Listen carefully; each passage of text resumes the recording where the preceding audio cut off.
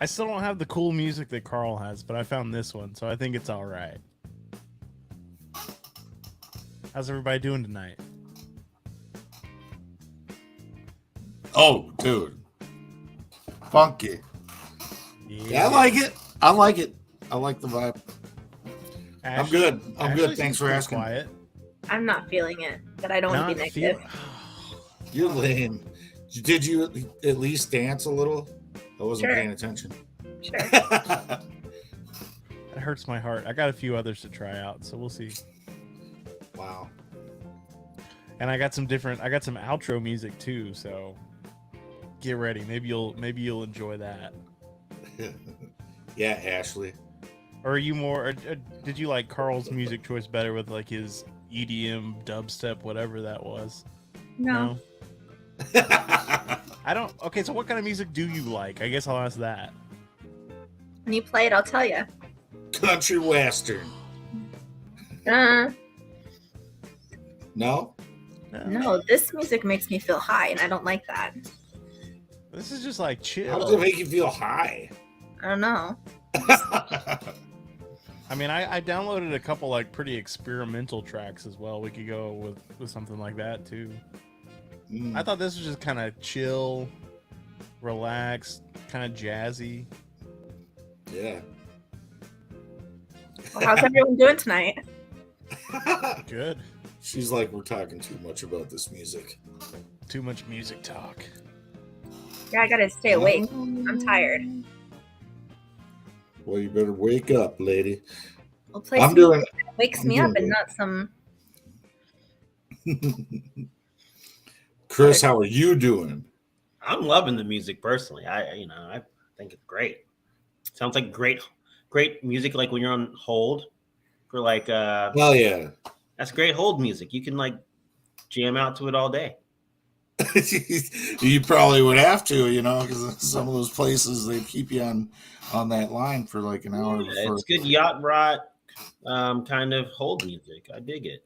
Yeah. Thank you. See, I like Chris already. Hold and elevator music. That's what he's comparing you to. Yes. It's just some fun, light background music to get us into the show. It doesn't have to be anything crazy. Oh. Yeah, right. I think you and my wife have a similar taste in music though, Ashley, because you were talking like Ariana Grande or something in that genre. Demi Lovato. Same thing. No, it's not. Pretty much. Teen Queen. Teeny Bopper. Yeah, exactly. Hard Knocks Talks. What's up, on, man? Our Canadian brother. Canadian, eh? I like it. Yeah. Oh, there's my wife. She's watching. I'm gonna get on to her. I liked you. She is driving. She's driving right now. You should not be messaging the show while operating a motor vehicle. You should not be lecturing her while you're running a podcast. Not a lecture, just a tip. Safety I was just first. giving you a tip. I'm gonna leave that one alone because Sorry, I'm a dirty bastard. I'm matching today. So got Wonderful. the shirt on. Oh, and overdose. Matching shoes. Is that from Glorious Recovery? You know it is. I knew it. The shoes are, not the shirt. But they match. Right, but they're not from the same place. What the H? That's so weird. I'm wearing my This Is What Recovery Looks Like baseball. It's like one of them baseball tees with the half sleeves. It's from our local, one of our OG recovery community organizations here in Minnesota Recovery Connection. And they do a lot of good work in our communities and in our state. Shout out to them. Shout out to MRC. Yeah. Represent. I'm going to try to represent something different recovery shit every time. Okay. Yeah, it's going to be dope. You just wait. Yes, thank you for joining us tonight, Chris. I guess was that JR's way of saying, hey, let's introduce Chris and say what he does and why he's here? I think that's he's giving us the I'm just light enjoying away. the show. I'm just feeling like I just need to sit back and just relax and watch the show. You have good chemistry, the three of you. Great. Hell yeah. Love it. Love it. But we're going to have even better chemistry with you, my friend. I hope so. I know so. Yeah. Because, you know, like, I don't know if it's the same with guys, but when you have an odd number of people, when there's girls, it's never good. It's always better to have an even number. So you're bringing it to 4. That's balance. Balance is always good. Yeah, 3's a crowd.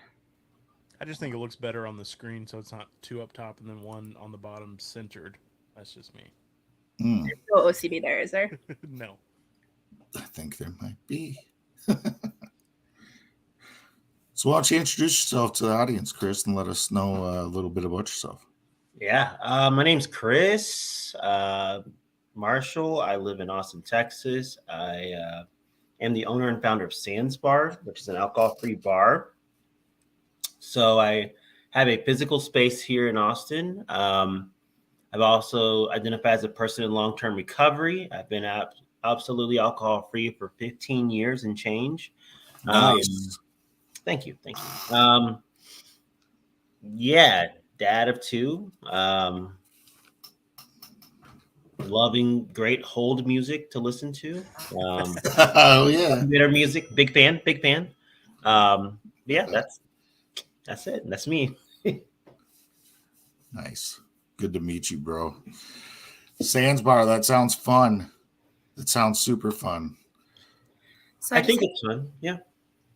I have to give you a heads up. I told Brett that he has to be the bad guy tonight and ask you all the hard questions so that we can convince the people that are not believers in mocktails and alcohol-free bars that it's a good idea. So if Brett comes across as, it's because I told him to. Well, We're I'm gonna ready do a little for good it. cop, bad cop tonight. How bad of a cop can you be when you play great intro music like that? You can't be that Not much that of a bad. bad cop. Yeah, bad cop. Yeah. Not bad cop.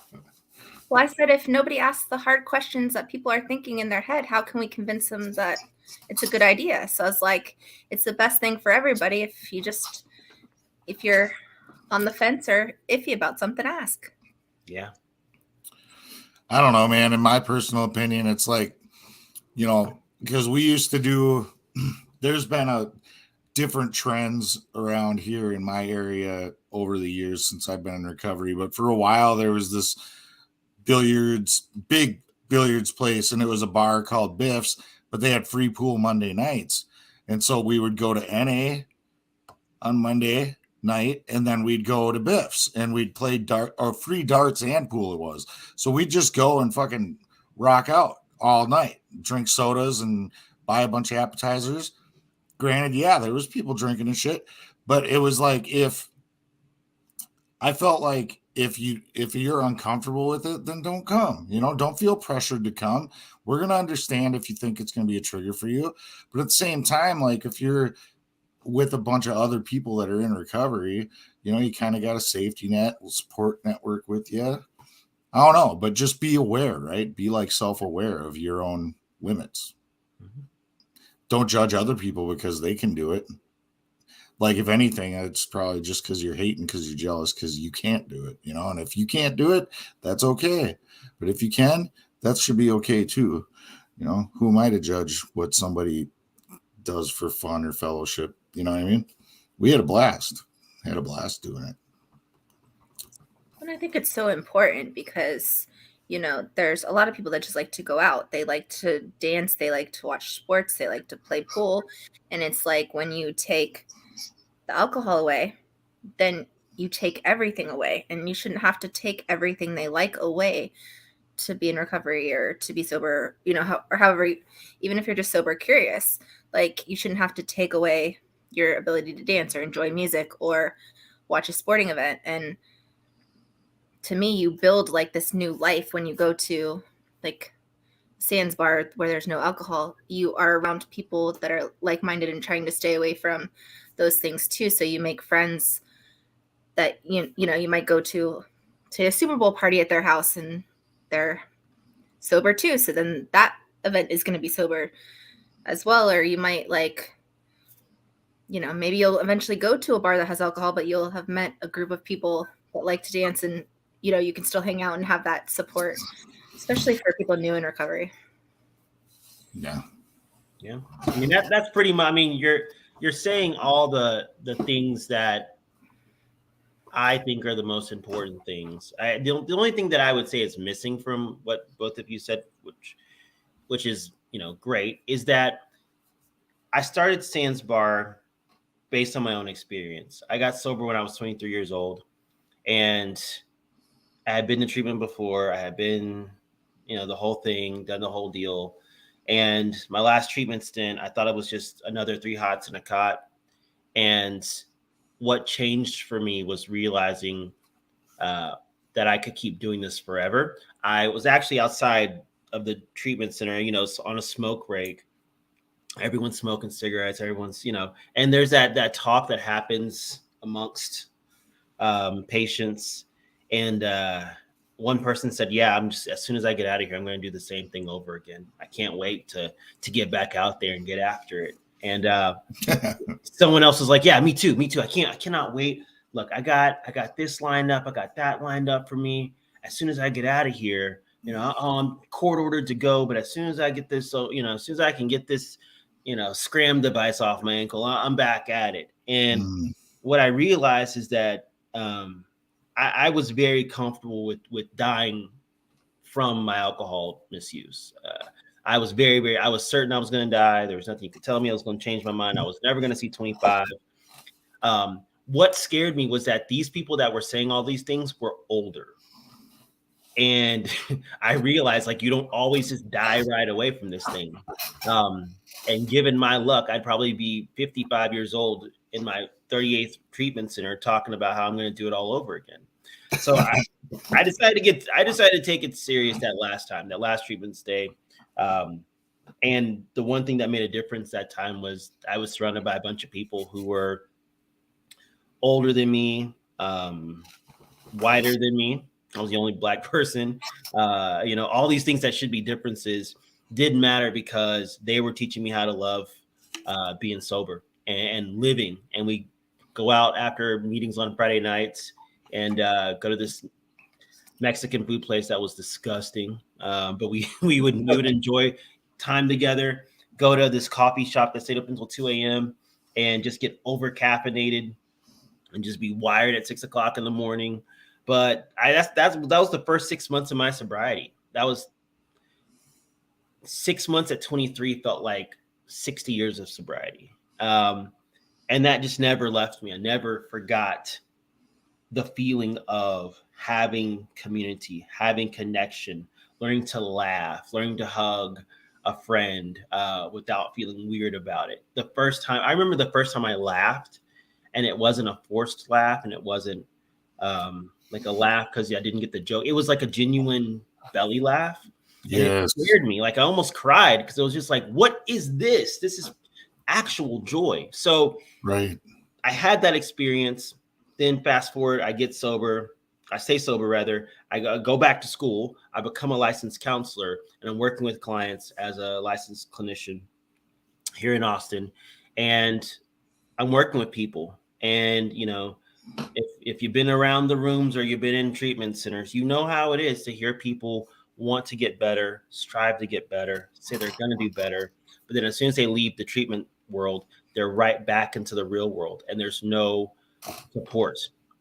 And then when they return to treatment, it's like, how have you failed in this regard? How have you failed? And over, I kept hearing the same thing over and over. It took different forms, but it was always, I did not know what to do with myself once I was out there. And I was alone and isolated. And so I decided to go back to my friend group. I mean, it took different forms, right? Some people were like, oh, I'm an attorney, and we had happy hour. And some people were like, hey, I deal substances on the street, and I miss with my, being on the block. I mean, it sounded different based on who was in front of me, but it was still the same thing. I'm craving connection. I'm craving belonging. I'm craving what, we are as human beings are wired for, which is connection. And unfortunately, in 2020, 17, I had a client who was great, fantastic person, and they were middle-aged, professional, by all accounts, successful in this world. And one of the last conversations we had, this person was saying that they were struggling they knew that they shouldn't go out with their friends, but they did not know what to do with themselves on a Friday night. That was a Friday. On Monday, I found out that person died in a drunk driving accident.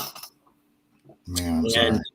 Yeah, I mean, thank you. And I've lost clients before. I mean, obviously, working in treatment, you're gonna lose people. But that one just it hit me. It hit me, and it seemed unnecessary, and it seemed that the way we treat people with substance use issues is insufficient.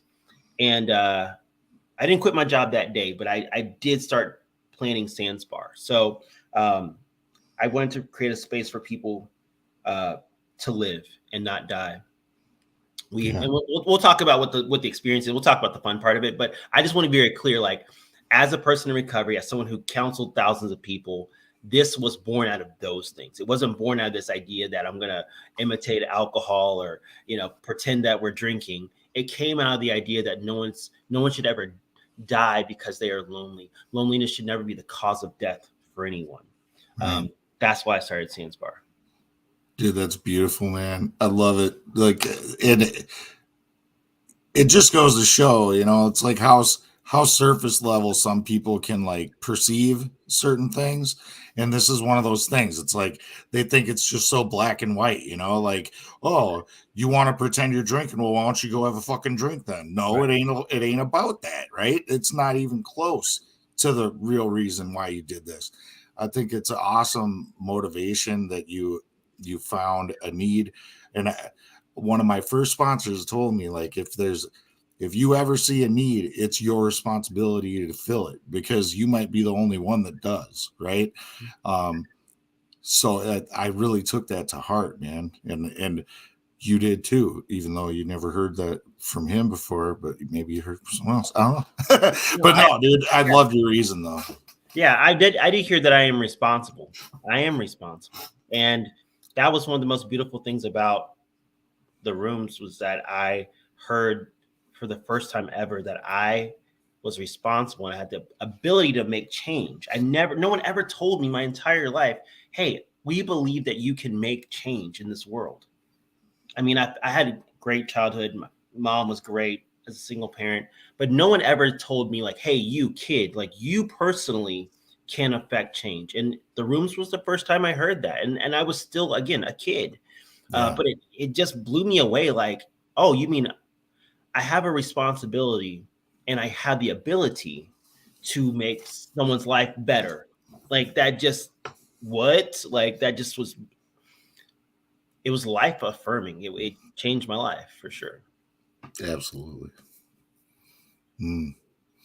Yep. I know when I was first getting clean, a buddy of mine was like, you should do this Recovery Coach Academy or whatever. And I don't know why I listened to him, because I didn't think that I belonged in something like that. I didn't even know like who I was yet. I had no love for myself and shit. And I went to this thing and they made me feel heard and valued and respected. And, and I was just like, I mean, I broke down because I was so grateful that they actually made me feel those things. Like I literally felt them. And it was a challenging week, dude, but it was like, blew my damn mind. And I learned those things you were just talking about, and that I have like value, like the more fucked up you are out there, the more valuable you are in the recovery space. And that's so amazing, because then all that flips the script, right? Like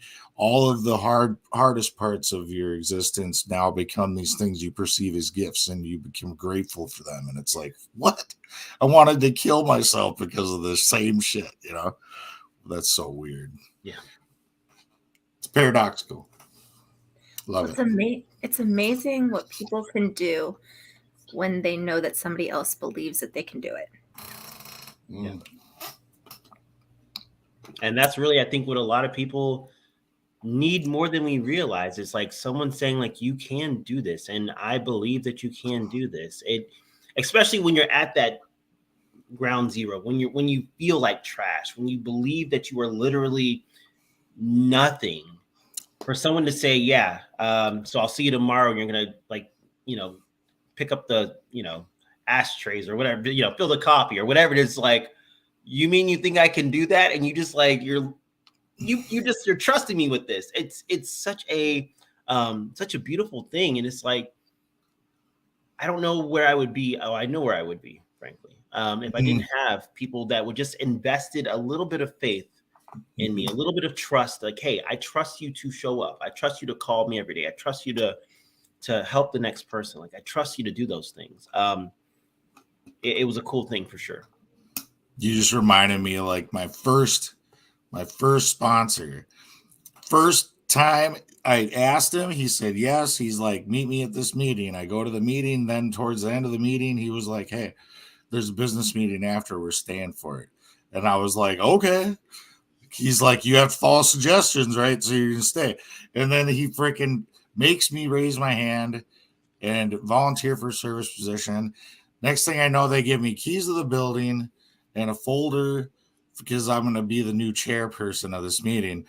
And I'm like, 2 weeks clean, dude. Meth junkie, really whatever I can put in a needle junkie.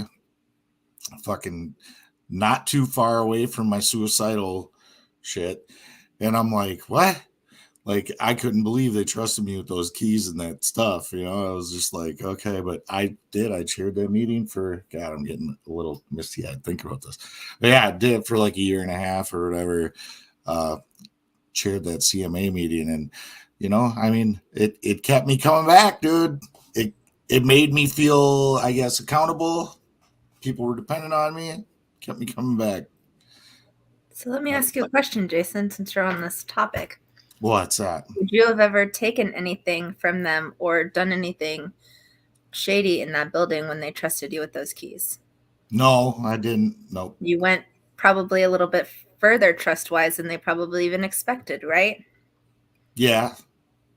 I think the commitment, when you first sign up for or whatever, like the commitment's like 3 to 6 months or something like that. That's all they expect of you. And then you can pass the torch if you want, but I didn't. I would go to those business meetings, obviously, because I was a chair, and then I would wait for somebody to raise their hand, and nobody would raise their hand. But after a year, then I was like, I threw it out there because I was like, I've been doing this. I think it's time for one of these newcomers to step up, and then everybody's hemming and hawing for like the next, 5 months at the business meeting, just once a month. And then finally somebody, I think I kind of was like, dude, all right, we need to pass this to somebody. I was getting on these newcomers, like, you're coming to the business meeting, dude, you're going to be the new chair. I got out of it after a while, but nobody wanted to step up. What I'm saying is they trusted you more than you even trusted yourself. So you showed up for them in a big way because they trusted you. Like, it's beneficial to both parties when you believe in somebody. Totally. And it was cool too, because there was like this one guy, Joe, and he called me out because I wasn't reining in the crowd, because it was a very unruly meeting. Like, people could bring their kids there and shit would get really loud and out of control sometimes, and to get derailed. And he was like, it's your responsibility as the chair to get this group under control and keep the meeting on track. And I remember thinking he was a dickhead for saying that originally, but then I would work on that, and it stuck with me, and I would work on that every week after week. And I got really good at like crowd control after a while. And I remember thanking him like later on, and saying, I kind of thought that was a dick move, but then the more I practiced it, the more I appreciated that you put me on the spot like that, because it was put me on blast in front of the whole damn meeting. It was kind of embarrassing. So I was like, why is this dude punking me out? So Chris, what happened, next? They believed in you, and you started believing in yourself, and then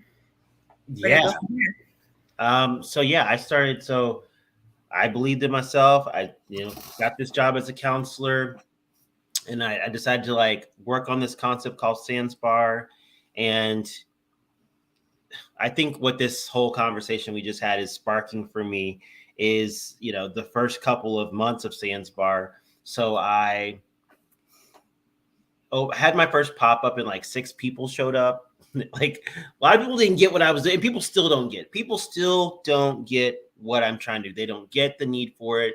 They don't understand it through the lens of harm reduction. They don't understand the sobriety spectrum, that there is sober curious and there's sober serious, and there's 20 different points in between.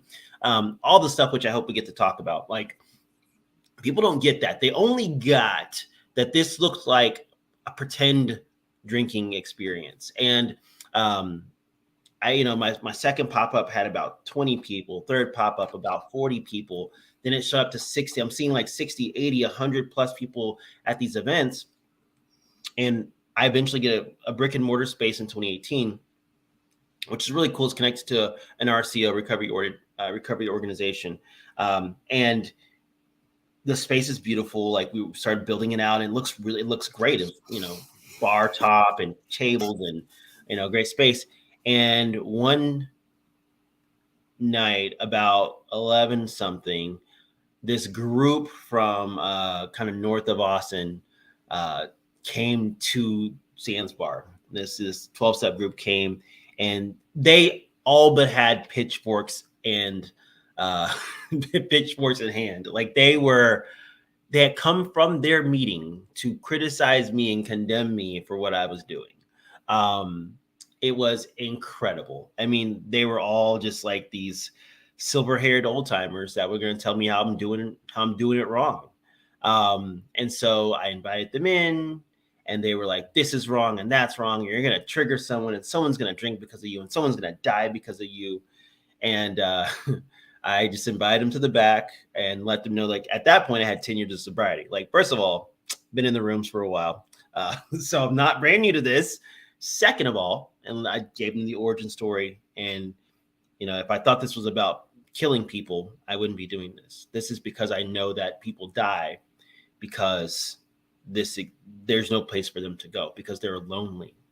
And also because I believe this is how we end stigma. We do a lot of this, like end the stigma, smash the stigma. We got to end the stigma. And the stigma exists outside of recovery, but a lot of the stigma exists within recovery. True. Puritanical kind of thinking that happens in recovery, in the recovery culture. You're not doing recovery the right way. And I've seen more people die from that, from being excommunicated from a meeting because they're not doing it the right way, or they're still doing something that's not what's in line with what's like. I've seen more of that, which is not in any literature anywhere, kill people, than I've seen people come to a sober place and die. Like, it just, not saying that this has never happened, from Sandspar, but I'm just saying, like, I've seen more people feel completely pushed away from any kind of solution because they would not do the exact thing the exact way. I've seen more people. I'm in my mind, I'm picturing 5 human beings who are no longer on this planet because they didn't get it, because they wouldn't do the steps the right way, because they wouldn't listen to, they wouldn't show up at 3 a.m. in the morning with the latte for their sponsor. There's a lot of that happens. Right. Or they didn't have the right higher power. Yeah. I mean, and it's just they didn't want it bad enough. They didn't want it bad enough. Oh, that's my favorite. I'm picturing 5 people right now, and it's just like, yeah. So these people came into my space. They had all these arguments, and I'm just like, this space is to end the stigma, because there's that stigma within recovery, which says you have to do it this way or else, which means we're not resolving our control issues.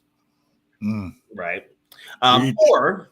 Or the stigma outside the community, which is really why I created Sandspar, because what I wanted to do was I wanted to normalize not drinking for whatever reason. And if it's cool, it's only going to be cool to go to a bar and order a non-alcoholic beer if everyone does it, if it's cool for everyone. And so I had to expose people who aren't drinking for whatever reason, not necessarily in recovery, to the world of just not drinking. And it's amazing how many people come into Sandspar and they don't identify as being in recovery. In fact, December 2021, we took a poll. Over 80% of people that come to Sandspar do not identify as being in recovery. They identify as being sober, curious, or sober sometimes, on a break, on a pause. And I believe this does more good than it does harm, because it means that people in recovery, and I got 5 or 6 regulars, they're there every day. they're that's their place. And then upstairs we have, after they hang out at Sandspar, they go up to a meeting. That's their spot. Hell yeah. That's their routine, and they, we love routine, we love habit. So there's like 20% of people that do that, but 80% of people come into Sandspar and they're there because they're there to support their friend who doesn't drink, or they're there because they're pregnant or running a marathon or for religious reasons. And it normalizes the fact that you cannot drink. Just the past about 2 weeks ago, we had a group come in and they stopped by Sandspar first, and they were going to go out to the other bars later on, but they just wanted to get together. They ended up listening to some music. We had some live music. They had a couple drinks. I, did the whole, show and showed them all these cool drinks that we make. They ended up staying. They were like, we thought we were going to go out drinking, but this is kind of what we wanted to do. We just want to sit around, talk to each other. Had some board games. They played board games. They're like, this is actually the night that we wanted. We didn't want to go get wasted. We just know that that's what we normally do. We normally go get wasted. And so those people are hanging out with people who are in recovery, and it normalizes this idea that we're all not drinking for whatever reason. That's and so awesome. The next time their family member comes to them and say, hey, I have a problem, they're like, hey, you can go to Sandspar, or I know people who go to meetings. I can connect you with someone. But you're not going to hear, man, that's dumb. Man, we don't support you, because they're hanging around, normies are hanging around people in recovery, and they're seeing that recovering people are people, and they're people that they hang out with at the bar, that they shoot cornhole with, that they, all these things that they're doing life together in community. And it's not like this idea of recovery community and normal community. It's one community. Amen. Dude, that's perfect. Love it. Brett, where are the hard questions? I'm waiting for these hard questions, Brett. I was just what's up with that? I was just sitting here thinking, how am I gonna be bad cop? Like I don't know how to be bad cop in this situation. You're selling me on all this. How do I do it?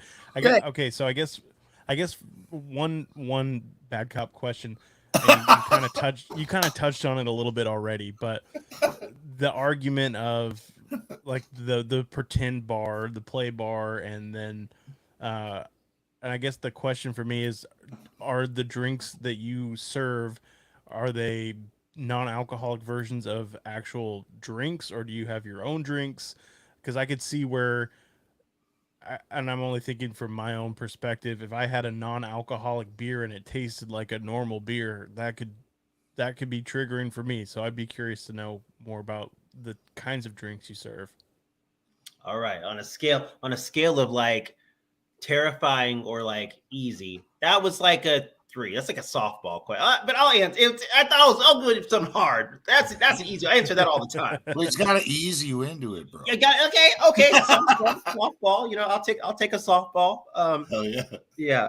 No, but seriously, it's a great question. I get it a lot, and that's fair. And first of all, the idea of Sandspar is to save lives. And so if anything that happens in that space is not congruent with your recovery journey or your journey period, remember, because most people go to Sandspar for whatever reason, don't go. And it's like Jason was saying earlier, like it's okay not to go. Like I would want you to be safe. That's what I want more than anything. So that answers a bit of the question. The next part is that, so the menu is a variety of drinks that I've created myself, and are complete departures from any cocktail that exists. They're just botanical, they're floral, they're fruity. They're just a good drink. They look beautiful. Make it nice and pretty with a nice orchid on it. Sometimes you just want a fancy drink. You want something that looks great. And it doesn't have any of the kind of alcohol alternatives, which, we do have drinks that do have the alcohol alternative for rum and tequila and gin and all the other stuff. And some people in recovery, I'm thinking about one of my buddies, my buddy Doug. I think he'd be okay with me saying this. yeah, he doesn't do the non-alc mocktails. He just doesn't like them. He's like, I'm not a big fan. But what he does like is the mango habanero drink that we have. We call it the Longhorn, and it's got mango, fresh lime and habanero simple syrup. It's spicy, it's complex with the sweetness of the mango, a little bit of sourness of the lime. Like, he loves that drink, and it's nothing like anything it's not a tequila sunrise. It's not a whiskey sour. It is its own unique thing. So some people like to just go in that direction of the non-alc, complete nothing that's familiar. But then some people really like the familiar stuff, and a lot of people use it as harm reduction. Some people are like, you know what, I'm having this desire for a beer, and I would rather have this beer than another beer. But that's a very rare case. Most people are just like, I just want to be in the space. And as long as we do a lot of educating, which we do, we take time to educate people. Like, the menu is very clear. These have, these alcohol-free spirit alternatives, and this is what you can expect. All of my bartenders are trained to educate people in that way when they first come to Sands Bar. And we also have all of our bartenders certified in mental health first aid, so that if someone does have an adverse experience or reaction, we can talk through that. Not all my bartenders are sober or in recovery, but they get the mission, they get what I'm doing. And that's, again, intentional. I want to create this world where it's not just recovery. I'm in recovery, loud and proud about it, but not everyone has to be to get what we're doing here, or to be supportive of someone who's in recovery. Dude, I love that. So I want to ask you about these what did you say? Alcohol alternative free spirits. Mm-hmm. What? So literally, like, there's a non-alcoholic version of like rum and vodka and whiskey and stuff. Yeah. Although the one that the non-alcoholic vodka just tastes like earwax. Like, I'm like, why would you do that? Why? What? Like, why? How do you bottle nightmares and make it alcohol free? Like, it's like, decisions. Like, it's like, why? Like, this is why. But yeah, I was thinking in my head, like, does it even taste anything like it? Because I can't imagine. No, and it's like, and for me, like, I'm just like, that one makes no sense. That one makes no sense. But some of the other ones do make a lot of sense. Like, it's like, yeah, I want something that's not like fruit punch. Like, I want something that tastes different and interesting. And again, I know my sponsor and his wife, they do bloodies, non-alcoholic bloodies sometimes. And I remember the first couple of years he was my sponsor, we'd hook up, on like a weekend, early morning, go to like the farmer's market and then come back for lunch, and she'd make bloodies for herself and then non-alcoholic bloodies for him. And they'd always offer me one. And I remember kind of being like, but I think I was earlier in my recovery. I was more judgmental. I was just like, hell no, I have no desire for that shit. And then like one time I tried it and that shit was tasty, non-alcoholic bloody. Yeah. So I've had them with them a few times and it was never a thing. I didn't feel triggered. Yeah. I get, and that's a great, by the way, that's great, because it illustrates, I think, my next point, which is, I never learned where to manage my triggers. And in treatment centers, they do a lot of talking about, trigger management and how to handle your triggers, how to deal with your triggers. It's always, when I was in treatment and when I was a counselor, it was always a piece of paper. It was always a piece of paper. And it was always like external triggers, internal triggers. It's the same graphics. I can picture it in my head right now. And that never translated to the real world. It never translated to the actual world that I was going to spend the rest of my life with. And I would do what most people did, which is succeed in a confined environment in treatment, learn that rehab language, learn to talk like I'm a grateful recovering alcoholic, the whole thing, but then go out there and have no defense when it came to actual brain science, like what was happening in my brain. I had nothing to deal with that. And what I think Sands Bar does a really good job of is it gives you all of those cues, but it gives you a lot of safety behind it. So you do hear glasses clinking, you hear people laughing, you hear chatter, you hear the bar room, that people talk about how it sounds so lively and exciting. Like, you have that experience. And for the first time, it doesn't lead to a needle or a pipe or jail or divorce. It doesn't end in that. It ends in making connections, hugging someone that you just met, shaking hands, looking into another human being's eyes, hearing stories and having conversations like we're having conversations. Like your brain makes a new pathway, and it takes those things that used to be the start of something horrible, and it pairs them with this new experience of connection, with this new experience of belonging, this new experience of purpose, like you said, Jason. Like that is what Sandsbar to me is, more of a classroom of how to live the rest of your life than it is a bar room where we're pretending to be drunk. It still comes down to like saving lives. Like that's whatever people think Sandsbar is. It's about that. It's about, for me, saving lives. I love the fact that you said that all of your bartenders are trained in mental health first aid. Yeah. I took that training a couple years ago, and it was a really good training. And it helps you differentiate between what can I, in what ways can I help, and in what ways do I need to realize that I'm not qualified to help, right? And that I need to get them help from somewhere else. It's important to know that stuff, but it's even more important, I think, that they learned it, right? Because then they can maybe see if somebody's getting in their head and say, hey, you doing all right? How's it going? Because I'm sorry, what? It's the best class that I've ever taken too. Like, and I've taken a decent amount. It was my favorite. But I do have a question. Well, Bad Cop's back, but I'm going to take over for him for a second. And sorry, my wife and daughter have been out of town for a week, and they're supposed to be pulling up any minute. No, you're fine. Oh, he wants a hug. I do. So you talked about harm reduction, and have you ever had a situation where someone came into Sandsbar that was intoxicated, and how did you deal with it, and how did the situation change to create, to maybe lower their use going forward, or to just, help the situation in that moment? Yeah. I'm actually on a wood table, so I'm going to physically knock on this table.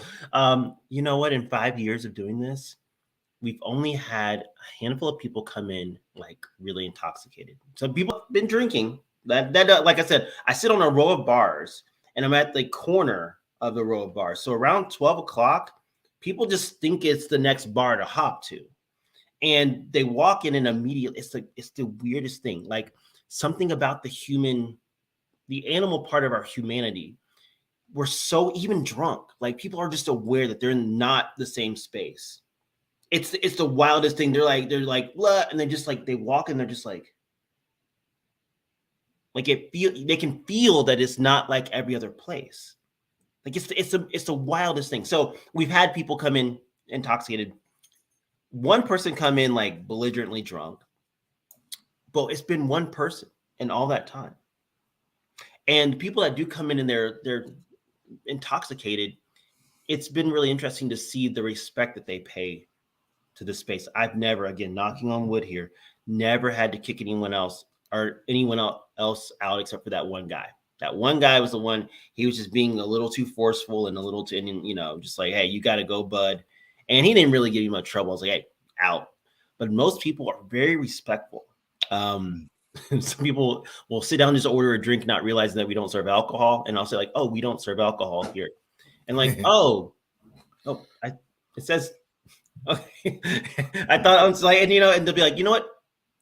I want alcohol, but hey, this is not bad. Like I've never had anyone just tear us down or talk trash about what we're doing.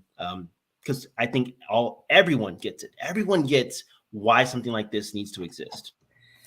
Well, and what I think is that you wonder if, say, they've had a couple and them accidentally coming into Sands Bar and having a couple that are non-alcoholic, could that have potentially been what gave them the pause so they didn't get into a bad situation later? Like, you never know, But that's harm reduction right there. Absolutely. I mean, I was in Dixon, Illinois, doing a festival, middle of nowhere, Illinois, and it was great because we served, I mean, just like 200 drinks a day. It was maddening. It was fast paced. But when we were in this festival, I mean, it's a beer drinking, middle of America, rural town, and we were helping people kind of like slow down their drinking by, having a mocktail and a beer like that. And for some people, that was a really helpful thing because it meant that they got to drive home more safe than they would have if they had been drinking beers the whole night. It was a really cool thing to see. And then the relief when people realized there was an option. I don't have to just pound down. There weren't even cocktails there. It was just beer, water, fried food. So to offer someone a pina colada that has coconut and pineapple and lime, and they're like, oh, well, yeah, that's nice and fruity and kind of something. I'd rather drink that than this beer. It was cool to see people just gravitate towards it. They really love the idea of something other than alcohol, other than just, cheap beer. Well, and it doesn't just lower, harm with drinking. I mean, there's a lot of stuff that comes with that. I mean, there's a lot of, sexual crime and stuff that happens around drinking. And so, as a woman, I'm going to say, it's kind of, that's a harm reduction thing for women to be in an environment like that. Absolutely. And that is something that I've noticed that is way different than other bars, is that our bar is always full of women. That is, in fact, it's been harder to get men to come to Sands Bar. Like I said, I have about 2 regulars, and they're both men. But then just women show up because I think that it's a different environment, and I really appreciate everyone giving us a chance, but especially women feeling safe enough to be in a space where they can hold conversation. They can, we keep the music at a nice level so you can always have a conversation. It's well lit. We don't have Sports Center on the background. Like, it's a place that is really about connection and really about building community. And, as jovial as Brett and Jason are, I know that not all men are comfortable with just having conversation, right? And I think that that's been the challenge. Is like cis men tend to struggle with having conversations amongst themselves. Well, It's been a practice for sure, dude. That's something that I've had to work on, and I'll continue to work on. Communication is a hard nut to crack. It's a process. Well, and a lot of times people go out to bars to pick up women, or to meet somebody, and you get a little liquid courage there. So maybe that's a hard transition to not have that too. Oh, and it's so adorable to see. It's so adorable to see people who are used to like alcohol being like the thing that helps them to, like, they don't have it, so it's like it's so awkward, and they're like, it's the most adorable thing, and it happens all the time. Like, 2 people will like kind of catch each other's eyes, and then like, how do I you can see like how do I talk to someone? Do I buy you a drink? I guess let me buy you a drink. Like it's so awesome. And I've just seen like romance blossom. It is like, like your place is the place where like 2 people met each other and they can remember meeting each other, and they're how they met. Yes. I held an event in York, Manhattan, and these people met at a Sands Bar event. And when I came back, they got engaged at the Sands Bar event. It was like, what? Now they have a little baby. It's oh man. Oh, it's the best. It's the best. That is awesome. Did they name it Sands? Or him? Sandy. Is their middle name Sands? Yeah, I would never want to impose in that way. But yeah, I love the fact that people can find each other in an alcohol-free bar. Oh yeah. What does Sands Bar mean? Like, what's the significance behind the name? Yeah, so Sands is French for without. So I wanted to make sure that we had a bar that was, and I don't say just Sands because I just never have. I always say Sands Bar because I wanted there to be bar. I wanted bar to be part of what people understood about what I was creating. I didn't want people to think that this was a coffee shop. In fact, I did not serve coffee for the first 3 years because I didn't want people to think, oh, this is just a coffee shop. I wanted people to understand that this is a bar, and part of a bar is community. The first bars the first kind of like staples of society are often bars and taverns. Our Constitution was written in a bar and tavern. Out in the West, during westward expansion, saloons were the place where you would get your mail, where you get married, where you get buried. Bars have such a role in the foundation of Western civilization, especially this country. And I did this whole like understanding like what bars were and understanding like the culture of bars. And I wanted to make sure that we took back and reclaimed what it meant to be a bar, because a bar is not alcohol. A bar is people. A bar is community. A bar is the only place, or one of the few places where you can go and be a stranger and walk away with friends. Gotcha. I like it. Yeah, that's pretty cool. Yeah, so tell us about this sober curious, sober serious, and the 20 points in between, since you said you wanted to talk about it. Yeah, I do want to talk about it. So, I think a lot of people understand that what we're talking about, I think I don't want to speak for anyone, but I think most of us are in recovery, or identify as being in recovery. And another way of saying that is to say sober serious. I say that this is not a curiosity thing for me. I don't have to guess that I need recovery and I need a solution. I don't have to guess that I have a problem with substances. I know. I did plenty of research, and I don't need to be convinced again that I have, substance use issues. Like, right? There's nothing for me to discover. Like, I already know that.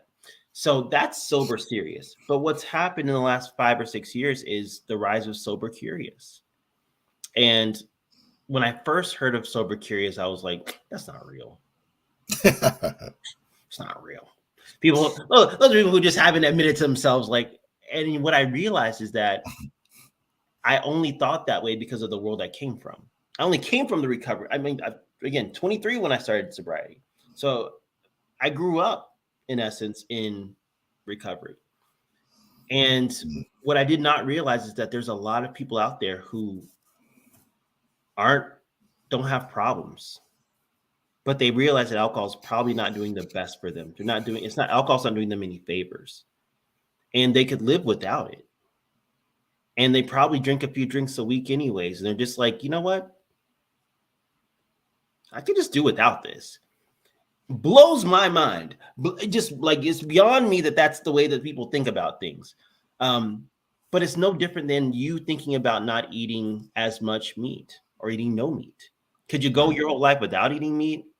I don't know if I'd want to, but I've been trying to cut back. I've been trying to cut back on my meat just because I'm like, yeah, just trying to see what it does for me, right? That is how sober curious folks are. They can take it or leave it, but they're also recognizing that alcohol may not be doing the best for them. Maybe not have any problems. They just realize that, man, my life is so much better when I don't drink. So that's what Dry January is about. That's what Dry July is about. It's an opportunity for people to examine their relationship with alcohol. There's a Dry July? Yeah. So Dry July it's not as popular here as it is in like the UK and Australia, because Dry January is pretty big here, but all this started in the UK anyways. But yeah, it's a time of the year where you're at the 6 month, the halfway point of the year. It's a good time to kind of evaluate your relationship with alcohol and see like how much alcohol has impacted your life. And so it's just a challenge. Don't drink for a month. And sometimes people realize that, hey, I can go a whole month and not even think about it. Some people are like, it's day 7 and I'm sweating. I feel very weird.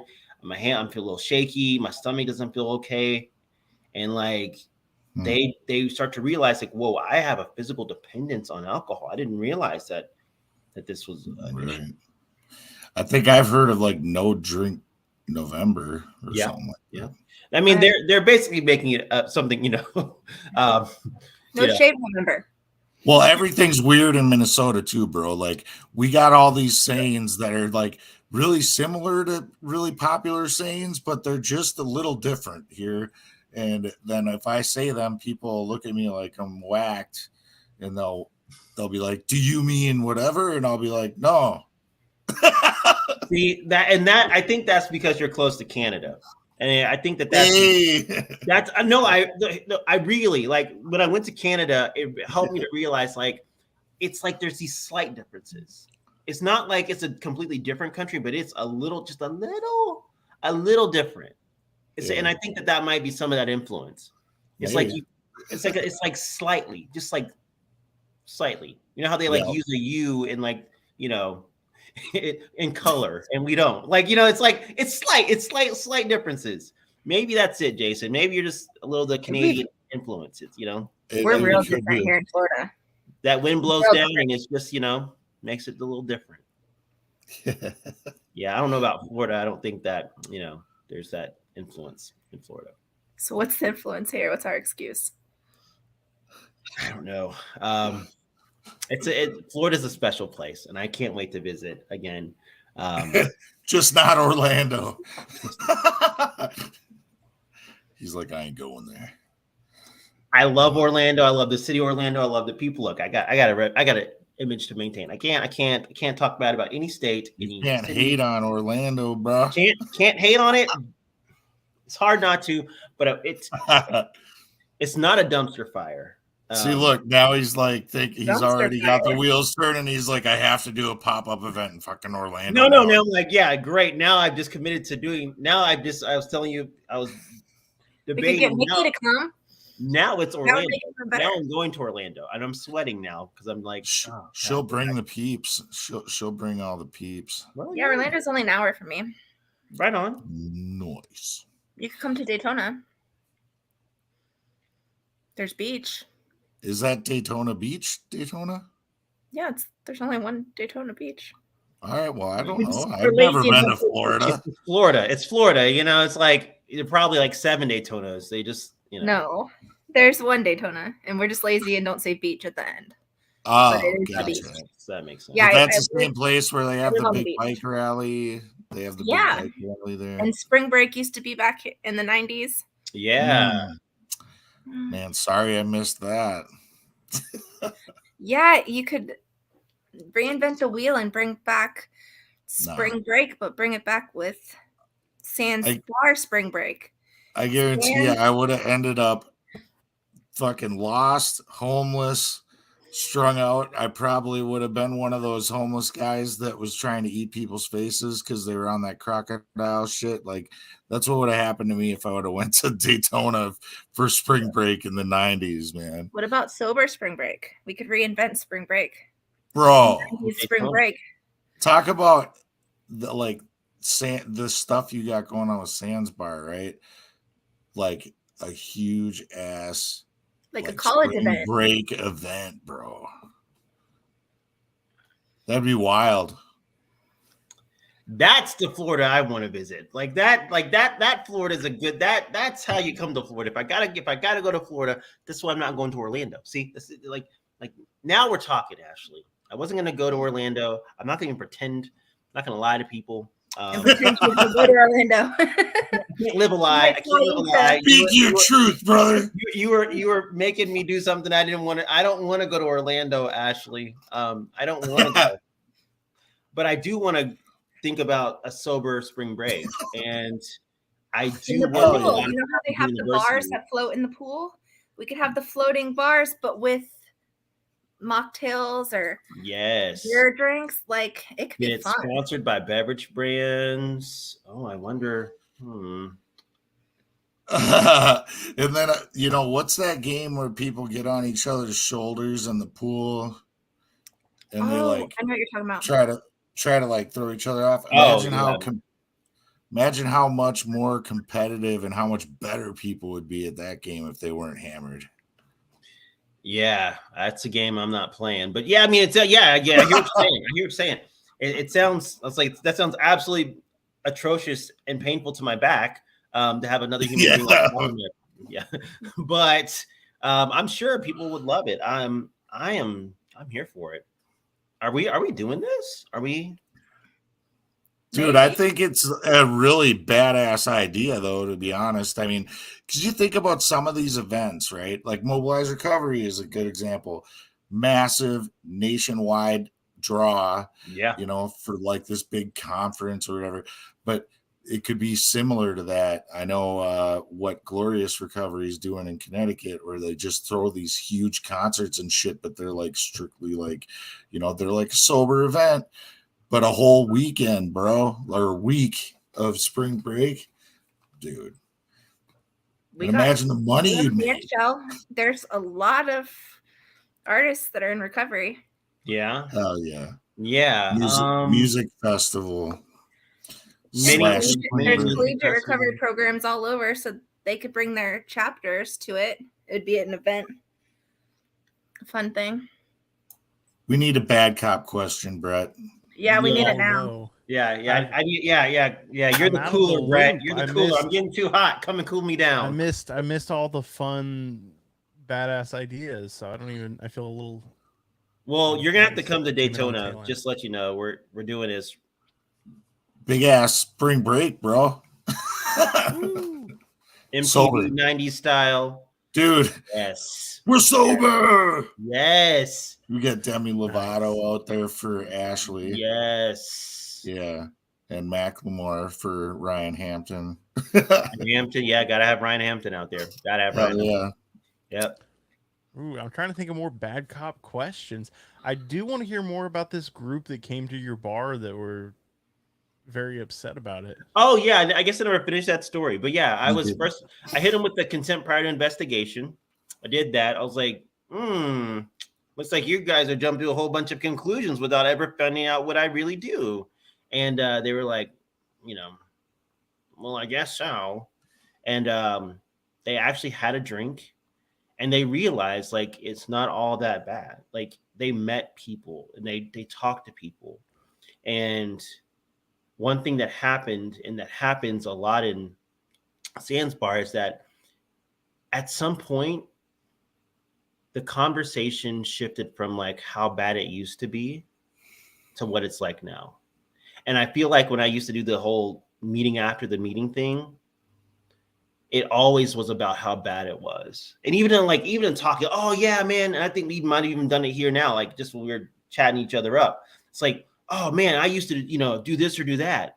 Like, dude, I've been sober 15 years. Like I shouldn't really be like, am I still going to talk about how bad it was? People will start talking about what it's like now. And what people started talking about, and what I hear all the time is like, what it's like now is I'm lonely. What it's like now is like, I'm a new parent and I don't know how to be a parent, or I got this job and I'm just really stressed out about it. Like people really start to talk to each other.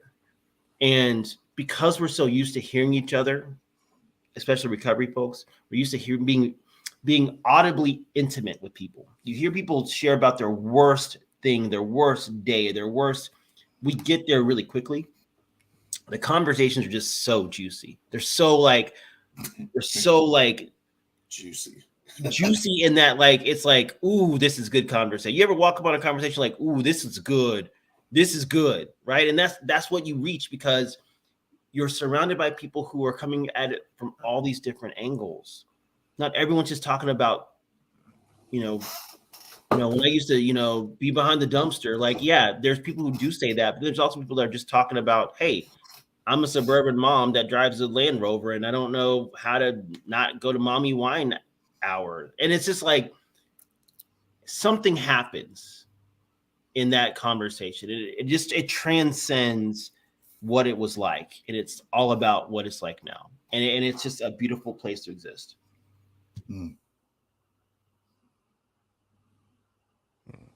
I'm trying to think of bad cop questions. Why did you make me bad cop, Ashley? I know that we talked on the phone earlier, but I feel like I don't have any good bad cop questions. Well, I mean, I can think of some. I can be my own bad cop.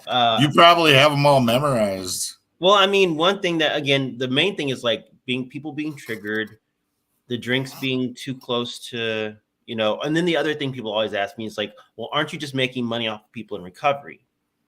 That's something you charge for your events across the country when I tour, and your drinks aren't free, and aren't you making money off people? And hey, right. I'm just the bad cop here. Don't get mad at me. I'm defending you. I got your back while you're getting your right. own back. I'm the messenger. Okay. Right. Yeah, that's cool. And but I do get that a lot. It's like, why are you making money and good money? I'm not broke. Why are you making good money doing this? And I'm like, yeah, but it's not about that. And Sandspar will always be a space where people who don't have the funds can come. Like, you really think I'm gonna kick someone out because they can't buy a pina colada? Like, no. It's a space where people belong. And people get that they're investing into Sandspar every time they buy a drink or buy a ticket. I'll be in Minneapolis this weekend, and I've sold like 60 plus tickets because there's a hunger for people who want to connect and who want to build this movement of not drinking for whatever reason. Like, this really exists. So I don't feel bad about it, but I used to feel very like, people used to guilt me a lot about that. Like, and we have to get away from I believe we have to get away from this whole idea that recovery equals free. So I have a question, because you just made me mad. Like, I'm not mad at you. I'm just mad. It's okay to sell alcohol and people to get intoxicated and people get hurt and things bad happen, but it's not okay to sell drinks that don't have alcohol, that don't cause these bad things to happen. Right. With people's own, like, it's their money. They can spend it on whatever they would like. Why are you the bad guy? Yeah. Hey. And what's the difference? I mean, I'm drinking a bottle of water. I paid money for this drink. I mean, it's a big corporation, but right. Well, you think about it like this. Good for me. I'm drinking it anyway, and I spent my money on it, and I don't feel bad. And right. The Coca-Cola company doesn't feel bad that I bought it either. How dare Coca-Cola charge you for that? But you got a bartender behind the bar making this fancy drink just like a regular bartender would. I do have one question, and if it's not something you have at your establishment, maybe an idea that you might like. Okay. But I know you've heard of flair bartending. Yeah. Dude, do your bartenders not do that shit? That fancy bartending? No, I'm not wasting money on broken bottles, man. I'm a small business. I can't look. You want to flip a bottle at home. I don't need, and it doesn't make the drink taste any better. I'm sorry. I just like. I beg to differ, because the presentation is proven to make food taste better. Now, presentation versus performance are two different things, right? But it's part of the making. Like, just like people pay to go to like Osaka's and watch the dudes do all the crazy shit with the food. I don't know. It's just a thought. You can hire talent like one night a week.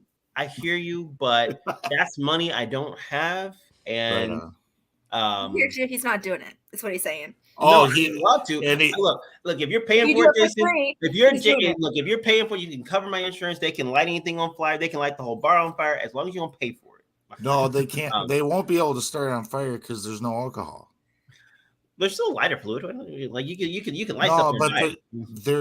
But you can't use alcohol. Yeah, you can't use alcohol to light anything on fire. But yeah, the flare with the fire is, that's because there's alcohol in the drink. But we do have our kind of like flaming oranges. So we like just use the citrus peel, the citrus oil makes a nice little ball of flame. If I had an orange, I'd do it right here.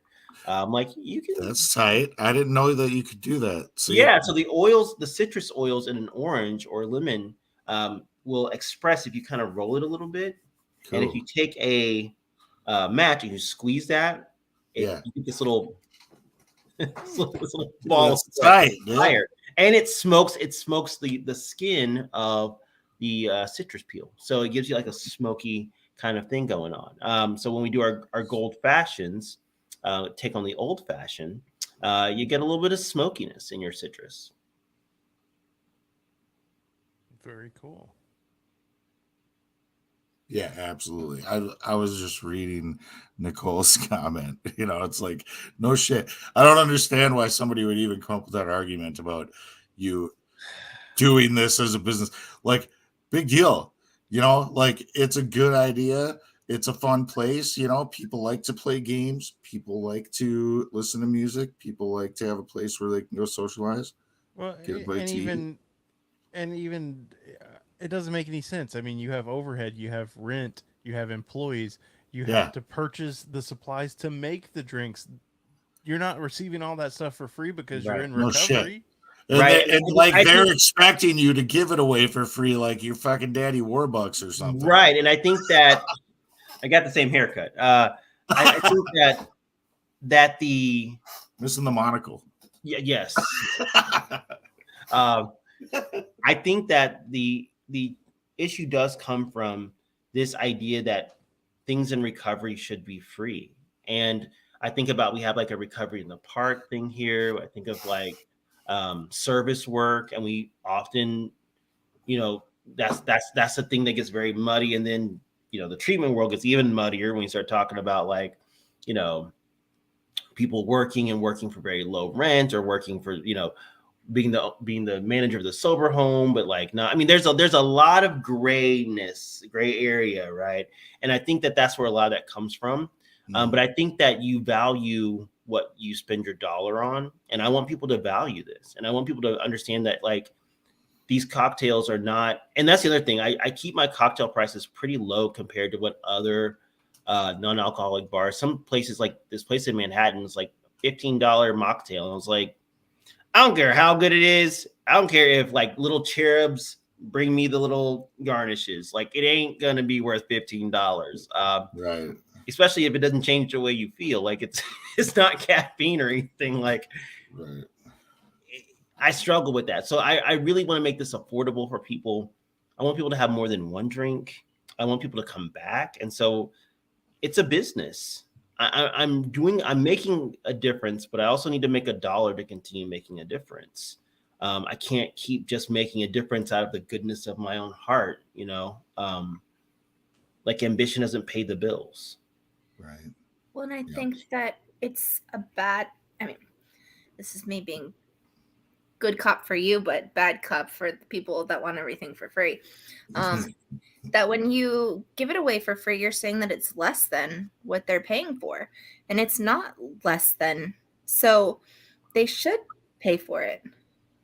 Right. Well, and to me, it's like that concept of like, if your friend is an artist or something, everybody always expects like that friend hookup, but it's like, hey, if this is what I'm pouring myself into, and this is my passion, and this is what I'm trying to do to support myself, why would you try to lowball me and not pay what it's worth? Like, you're my friend, you should pay more. Like, that sounds bad, but if you want to support me, like, you should at least pay full price. Right. At minimum, right? At minimum. And yeah. Well, it's the same thing. Like, just in different people invite me to events and stuff for different things, like because of nonprofit stuff, and they'll invite me for free. Well, I give a donation to their organization when I go, because I'm grateful that they let me go for free, and they invited me, and they thought they wanted me there, but I'm going to support them too. Mm-hmm. Yeah, absolutely. Yeah. I just, if I had to say anything else to people, just in closing, it would just be just that. Like, this, I know it can be scary to think about non-alcoholic beverages and think about the way that this movement has kind of come on the scene really quickly. I know it can be scary. I know it can not make a lot of sense, but for some people, this is their thing. This is what helps them to get through. This is what helps them to find communities and friends and laughter. And while everyone deserves to get better, not everyone can get better inside the rooms. And when we release the idea that our way is the only way, right? When we get rid of dogma, we're able to understand that people need spaces like Sandbar, like whatever's happening in your local town, like Daytona Spring Break. It's gonna happen. Daytona Spring Break 23. I want the tank top, the little tank shirt. I cannot wait. I cannot wait. But yeah, I mean, I think we need more of these spaces. And if you don't get it, that's okay. Just don't get in the way of anyone else getting better and saving themselves. You don't have to get it, right? You just don't get in anyone's way. It's so well said, man, because it's like something I learned years ago is that there's so many different pathways and everybody's is different because we don't have to stick, to your point earlier, right, Chris, that there's not just one hard set way. You can add to, you can subtract from, you can change it up, you can make it fresh again, you can spice it up and try new things. And that's, I think, part of this life, dude. We're, as human beings, we're always in a constant state of change, so we should be open to what the human experience is giving us and receptive to those things and be willing to change and with the times, man. And what worked this week might not work next week, and I mean, it is what it is. Just be accepting, man. Sow seeds of love, you guys. Jeez, accept each other and let each other live. That's such an important point, because I can tell you, like, speaking on my personal experience, I just, had 5 years, 2 months ago or whatever, but so 2 years I did one pathway, and then it was different, and then it's different. And like, I'm not the same person I was when I was my first year in, my second year in. So why would I assume that the same thing would work for me today that worked then if I don't change it up, if I don't, create a life? And it's not about a pathway. It's about creating a life that I can maintain recovery in. And that's got to change with us. And as the world changes, and, we have to, be willing to adapt. And that's what's so great about things like this. It's changing and it's evolving, but it's just about people connection and loving each other and having a good time, and no pitchforks, no judgment. And that's what people need. Man, I would so go to your event tomorrow, bro, but I can't because I'll be in Milwaukee. I'm taking the kids to see a show like Dude Perfect Live or whatever. Oh, Dude Perfect Live. That sounds cool. Dude, it's going to be dope. Yeah. Oh, yeah. It's super expensive. I'm going to try not to think about that.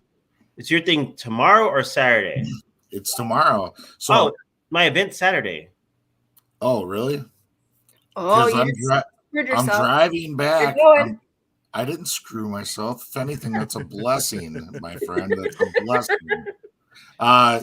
Yeah, I gotta find the information. I'm assuming it's on your website, which on the website scrolls right. Oh, I gotta learn how to do this like green screen. Yeah, this thing right here. Okay, thesandbar.com. All right, bro, I'm gonna check it out because if it's on Saturday, it's awesome. Because tomorrow is like 5-hour drive out there, couple hours before the show, doing the show, gonna have a movie night with the kids after at the hotel, maybe take them swimming Saturday morning for a minute, check out, and drive 5 hours back. Hey, the event does not start until 7 p.m. Boom! So you get a nap in, get a little bite to eat, head over to Jinx Tea over there. I forget what part of Minnesota it's in, or Minneapolis it's in. But yeah, find out. You have my contact information. Yeah. Dude, that'd be awesome.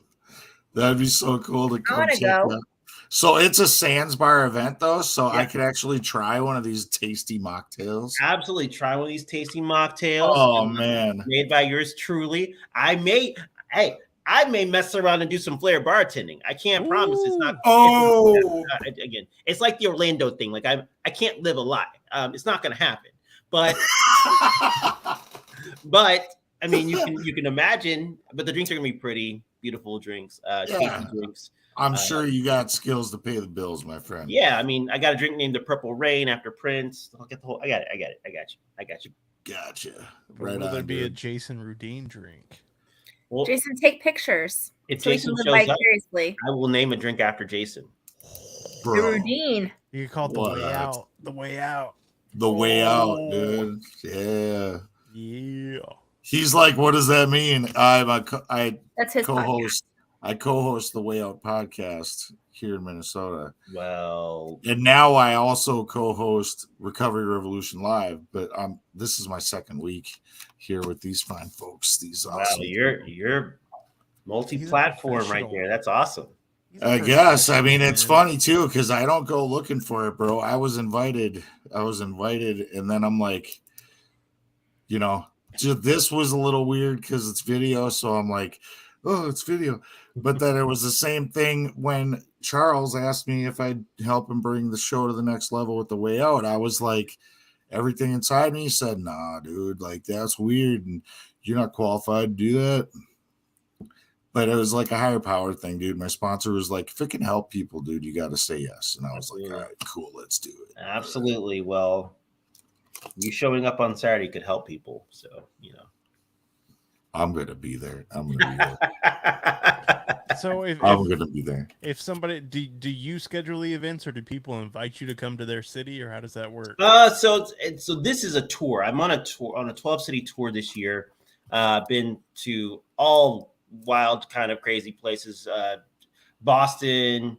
I'll be in Atlanta. I was in Atlanta. I'll be in LA, New York later this year. I'll be in San Francisco, Reno, Nevada. I tour like a musician. But then also people invite me to, they'll like fly me out for their events. I did a wedding in Martha's Vineyard. Dang, fancy. Yeah, I've done some really cool things, man. It's been really awesome. So it's, again, like you said, doing absolutely nothing to deserve it, just being there and saying yes. It's been awesome, man. It's just availing myself to the universe. I love it. That's great. I can't believe it. It's like, what are the odds you're going to be in Minneapolis? It's perfect. It's perfect. Dude, I live 30 minutes away. God, yes. See? Right? The universe. Granted, I'll be 5 hours away that morning, but I'm going to come back here anyway. Hey, and then you have plenty of time. I'm a nap person. Get your nap in. All that stuff for sure. Totes. It's on like Donkey Kong now. And you can bring the kids with you because it's sober. It's all free. Well, I won't have my son. So it's really technically not my weekend, even though we're meeting out there for the show. And then he's going to spend the night in the hotel just so that his mom and stepdad can have a like date night. I suggested that. I'm like, you might as well freaking capitalize on it. How often do you go that far away from home, and you don't have to work? Go have fun. Adult time. Maybe some boom boom. Well, let's not talk about your ex and her boom boom. Oh, sorry. I didn't know I couldn't do that. Anyway. So, Chris, is there anything else you'd want to tell people that are listening that would want to know, should I go to Sans Bar? Should I not go to Sans Bar? Am I sober curious? Am I sober serious? What would you tell them? Just come and find out. Just give it a try. Contact me. I love meeting people. I love talking to people. Obviously, like this is my stuff, man. This is what I love. I love having these conversations. I never get tired of them. So yeah, if you have a question you don't understand, reach out. Also, I offer plenty of opportunities to talk to me. I tour. I also have an academy for people who want to start their own alcohol-free bar business. It's called the Sans Bar Academy. So I'll plug that. It's a great 10-week course designed to teach you to be kind of like a recovery entrepreneur. UK, awesome. That's where I need to get to. I need to get to the UK. But yeah, it's a really cool opportunity to learn But yeah, thank you so much for having me here. Loved it. Yeah, super Thank fun. you so much for coming. All right, let's see if this outro music is better than the intro music, Ashley. Is this the way out? This is a different. I'm going for more of a beachy vibe here. Yeah, Jason's got it. Jason's got it. All right.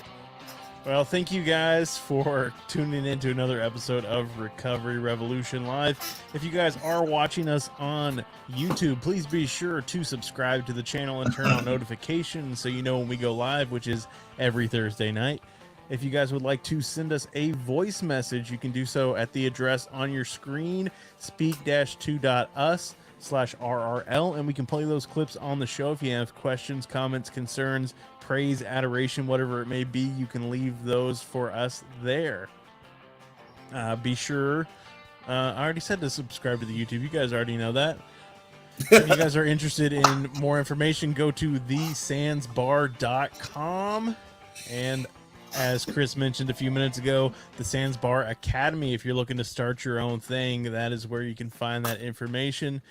Thank you, everybody, for tuning in tonight, and thank you, Chris. We really, really do appreciate it, man. Everybody have a good night, and remember, progress, not perfection.